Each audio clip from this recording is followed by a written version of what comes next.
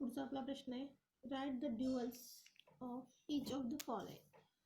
काय तुम्हाला statement pattern दिलेले असतील त्याचं ड्युअल लिहायचं आहे. मग आता ड्युअल म्हणजे काय असतं, तर आपण अँड आणि ऑर एकमेकांना रिप्लेस करणार आणि टी आणि सी एकमेकांना रिप्लेस करणार, किंवा कॅपिटल टी आणि कॅपिटल एफ एकमेकांना रिप्लेस करणार आहे. बघा पहिलं आहे पी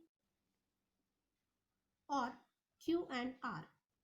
मग आता आपण काय करणार आहे, तर हा जो ऑर आहे या ऑरच्या जागेवर लिहिणार अँड, आणि हा जो अँड आहे या अँडच्या जागेवर लिहिणार ऑर. म्हणजे काय झालं, बाकीची स्टेटमेंट जी तुमची प्राईम कंपोनंट असतात ती तशीच राहणार. म्हणजे पी तसाच, ऑरच्या जागेवर आलं अँड, पुन्हा गोल कंस, क्यू तसाच, पुन्हा अँडच्या जागेवर आलं ऑर, आणि आर गोल कंस कम्प्लीट. हे त्याचं ड्युअल झालं. आलं. पुढचं बघा, p and q and r. काय करणार, या आणि या अँडच्या जागेवर आलं ऑर. आलं. पुढचं बघा, पी और क्यू आहे अँड आर और एस आहे. मग आता इथं ऑर आहे, ऑरच्या जागेवर आलं अँड, अँडच्या जागेवर आलं ऑर, ऑरच्या जागेवर आलं अँड. बाकी पी क्यू आर एस तसे.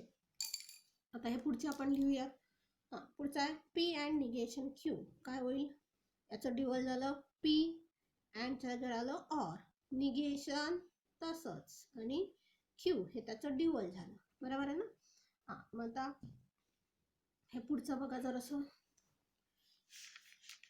काय होईल याचं निगेशन. तर निगेशन पी तसाच, ऑरच्या जागेवर आलं अँड क्यू, पुन्हा अँडच्या जागेवर आलं ऑर, निगेशन आर, पुढं अँडच्या जागेवर आलं ऑर एस. आलं. फक्त आपल्याला अँड आणि ऑर एकमेकांना रिप्लेस करायचे, बाकी काही करायचं नाही. आता हे पुढचं बघा. आता इथं सी आहे, सीच्या जागेवर तुम्ही काय लिहिणार आहे, टी, ऑरच्या जागेवर आलं अँड, पुन्हा हा कर्ली ब्रॅकेट, पी, या अँडच्या जागेवर गेलं ऑर, गोल कंस, क्यू, ऑरच्या जागेवर आलं अँड, पुन्हा आर, आणि गोल कंस आणि कर्ली ब्रॅकेट कम्प्लीट. काय केलं बघा, याच्यात सीच्या जागेवर आपण लिहिला टी, आणि अँड आणि ऑरच्या जागेवर लिहिलं, अँडच्या जागेवर ऑर आणि ऑरच्या जागेवर अँड लिहिलं. बघा, हा याचं ड्युअल झालं. हेच उलटं केलं तर याचं ड्युअल हे येणार आहे. कसं, टीच्या जागेवर आलं सी, अँडच्या जागेवर ऑर, ऑरच्या जागेवर अँड, अँडच्या जागेवर ऑर. म्हणजे ही दोन्ही स्टेटमेंट कशी असतात, तर एकमेकांचे ड्युअल असतात.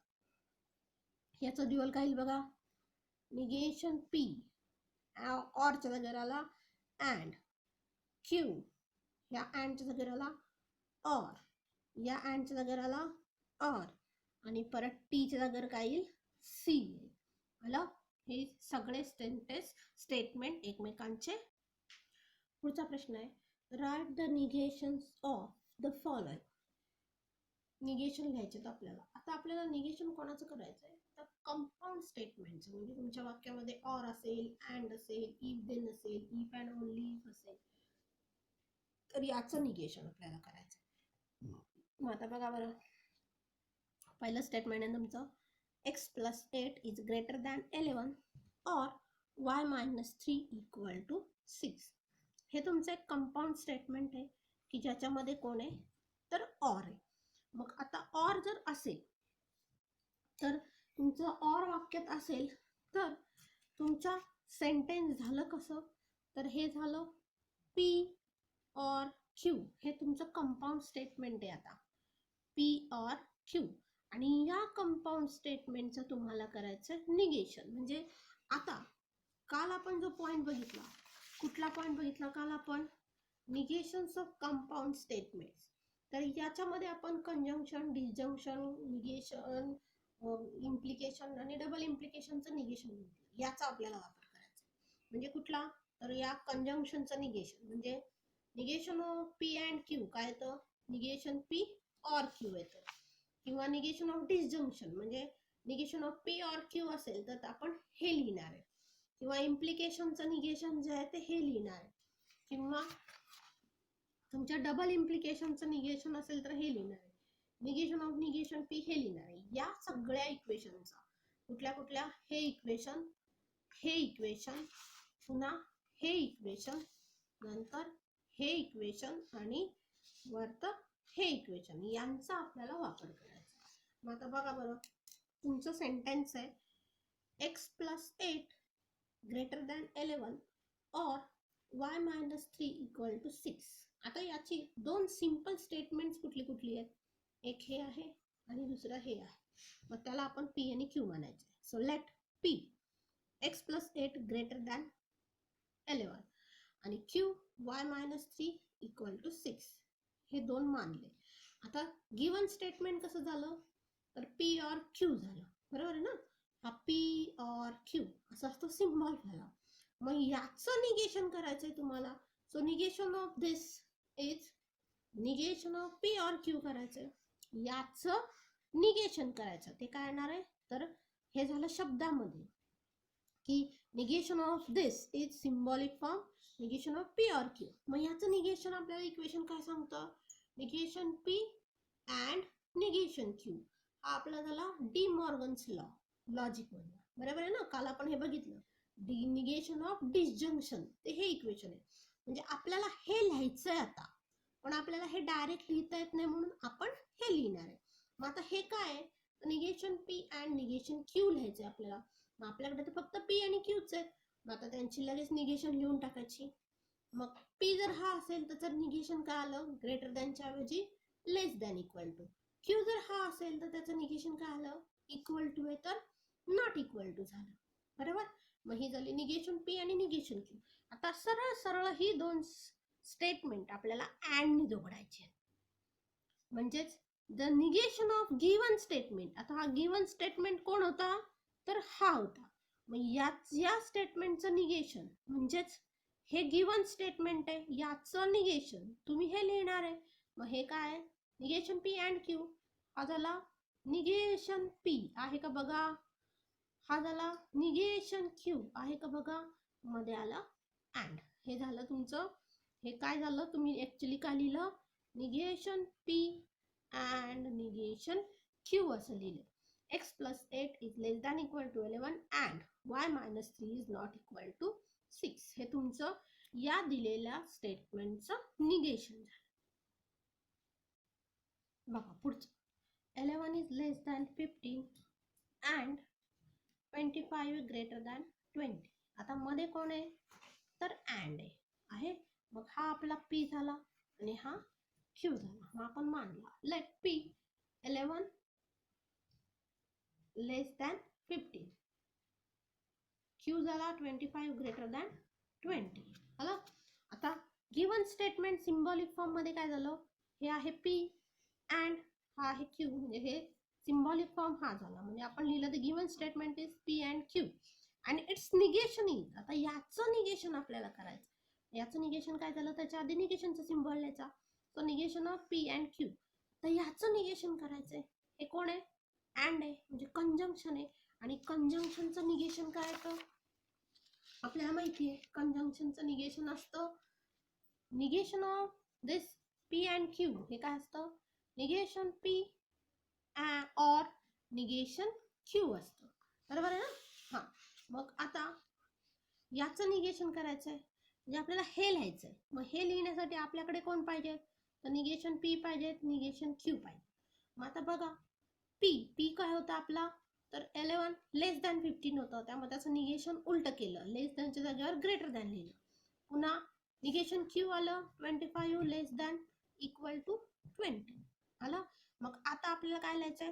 तर सरळ सरळ या दोन स्टेटमेंट मध्ये ऑर लिहायचं. म्हणजे 11 ग्रेटर दॅन इक्वल टू 15 और 25 लेस दॅन इक्वल टू 20. हे काय झालंय तुमचं? तर निगेशन झालंय. कोणाचं? तर दिलेल्या स्टेटमेंटचं. पण काय केलं? दिलेलं स्टेटमेंट हे कंजंक्शन होतं, त्या कंजंक्शनचं तुमच्या निगेशनच्या रूल प्रमाणे निगेशन केलंय. कसं? तर negation of p and q is equivalent to negation p or negation q. पुढचं बघा, तिसरं आहे quadrilateral is a square if and only if it is rhombus. मग आता तुम्हाला दिसतंय वाक्यामध्ये आहे if and only if, बरोबर? मग if and only if चं तुम्हाला निगेशन करायचं आहे. मग आपण त्या दिवशी बघितलं हे बाय कंडिशनल जर असेल तर बाय कंडिशनलचं निगेशन कसं होतं त्याप्रमाणेच हे करायचं. मग हा आपला पी आहे, हा आपला क्यू आहे. मग आता पी काय झाला, quadrilateral is a square. Q लिहिताना तुम्ही काय लिहिलं, इट नाही लिहिलं, इटच्या जागेवर कोण आला तर quadrilateral. So Q is quadrilateral is a rhombus. मग हा आपला पी आहे, इफ अँड ओनली हा आपला क्यू आहे. म्हणजे सिम्बॉलिक फॉर्म काय झाला बघा, the given statement is P if and only Q. तर याचं निगेशन करायचं आहे. मग याचं निगेशन काय झालं तर याच्या आधी लावायचा निगेशन. म्हणजे याचं निगेशन झालं negation of P if and only Q. आता आपण त्या दिवशी इक्वेशन बघितलं, तुम्हाला डायरेक्ट हे इक्वल टू हे जर येत असेल तर हे इक्वेशन लिहायचं डायरेक्ट. आठवलं नाही तर हे सिम्प्लिफिकेशन करा. आता मी सिम्प्लिफिकेशन करून दाखवलं तुम्हाला. काय तर negation of P if and only Q, हा निगेशन मी तसाच ठेवला आणि P if and only Q ची किंमत ही लिहिली. कुठली असते, P implies Q and Q implies P. त्याच्यानंतर याची किंमत लिहिली बघा मी, पी इम्प्लाइज क्यू ची किंमत ही असते आणि क्यू इम्प्लाइज पी ची किंमत ही असते. या किमती लिहिल्यात फक्त मी. हे पण इम्प्लिकेशन आपण पाहिलंय, सगळं सोडवलंय त्या दिवशी. आता हा कोण झाला, हा आहे आपला पी अँड हा आहे क्यू. मग या पी अँड क्यू चं निगेशन काय होतं तुमचं बघा, negation of P and Q काय होतं, निगेशन पी और निगेशन क्यू होतं. म्हणून मी काय लिहिलं तर निगेशन ऑफ दिस फर्स्ट आलं और निगेशन ऑफ दिस सेकंड आलं. हा आपला पी आहे अख्खाचा अख्खा ब्रॅकेट आणि हा क्यू आहे. त्यामुळं negation of this first P and च्या जागेवर आलं और निगेशन ऑफ दिस सेकंड. आता याचं निगेशन केलं तर पुन्हा सिम्प्लिफिकेशन करायला लागतं. सिम्प्लिफिकेशन कसं झालं तर ऑरच्या जागेवर काय येतं अँड, आणि हे डबल निगेशन म्हणजे झालं पी. म्हणजे इथं पण कुठला रूल वापरला मी तर निगेशन ऑफ पी और क्यू काय होतं negation P and negation Q. हे सगळं आपण त्या दिवशी सिम्प्लिफाय केलंय बघा. हे सगळं आपण परवा सिम्प्लिफाय केलेलं आहे. हे इथं आहे सगळं, हे इथलं नीट बघा. डायरेक्ट ही इक्वेशन लक्षात ठेवायची, दिस इक्वल टू दिस किंवा हे इक्वल टू हे सगळं लक्षात ठेवायचंय तुम्हाला. मग आता इथं निगेशन काय आलं, हे आलं. कुठलं आलं तर पी अँड निगेशन क्यू और क्यू अँड निगेशन पी. आता आपल्याला दोन्हीचं निगेशन लागणार आहे, लगेच करून घेऊयात. मग हा इथं पी असा आहे, क्वाड्रिलॅटरल इज अ स्क्वेअर. त्याचं निगेशन काय झालं, निगेशन पी झालं quadrilateral is not a square. पुन्हा क्यू काय आहे, क्वाड्रिलॅटरल इज अ रोम्बस. त्याचं निगेशन झालं quadrilateral is not a rhombus. बरोबर. हा, मग आता दिलेल्या स्टेटमेंटचं निगेशन लिहायचं, हे सगळं वाक्य लिहायचं. आता हे वाक्य काय, पी अँड निगेशन क्यू. बघा पी कोण आहे, क्वाड्रिलॅटरल इज अ स्क्वेअर आहे, अँड आहे. तुम्ही इथं अँड लिहिलं तरी चालेल, मी बट लिहिलं, तुम्ही अँड लिहिलं तरी चालेल, कसंही केलं तरी चालेल. याच्या आधी काय येणार आहे अँड, पुढं काय येणार निगेशन क्यू. निगेशन क्यू म्हणजे काय तर quadrilateral is not a rhombus. मग आता हे 100 वेळा क्वाड्रिलॅटरल लिहिण्यापेक्षा मी डायरेक्ट लिहिलं नॉट अ रोम्बस. त्या मी ग्रामरचा वापर केला. मध्ये आलं परत ऑर. पुन्हा क्यू, क्यू काय क्वाड्रिलॅटरल इज अ रोम्बस. परत या बटच्या जागेवर तुम्ही अँड पण लिहू शकता, नॉट अ स्क्वेअर. आता नॉट अ स्क्वेअर हा माझा निगेशन पी झालाय, लक्षात येतं. तुम्ही आहे तसं सरळ सरळ वाक्य लिहिलं तरी चालेल. कसं, quadrilateral is a square and it is not rhombus, और quadrilateral is a rhombus and it is not a square. असं केलं तरीही चालेल. बघा पुढचं, for all n belongs to n, n square plus n plus 2 is divisible by 4. आता for ऑलच्या जागेवर लिहिलं there exists n belongs to n square plus n plus 2 is not divisible by 4. for all replace केला there exists, इथनी वाक्यामध्ये not घातला. बरोबर. आता इथे बघा, there exist x belongs to n such that x minus 17 less than 20. मग आता हे जर वाक्य असेल, ही सगळी क्वांटिफाईड स्टेटमेंट्स आहेत. मग देअर एक्झिस्ट जागर झालं for all n belongs to n, आणि सच दॅट येणार नाही आता, कारण सच दॅट फक्त देअर एक्झिस्टला लागतं. कॉमा करून काय लिहिणार, याचा अपोजिट करायचं, म्हणजे x मायनस 17 हे काय झालं, ग्रेटर दॅन इक्वल टू 20.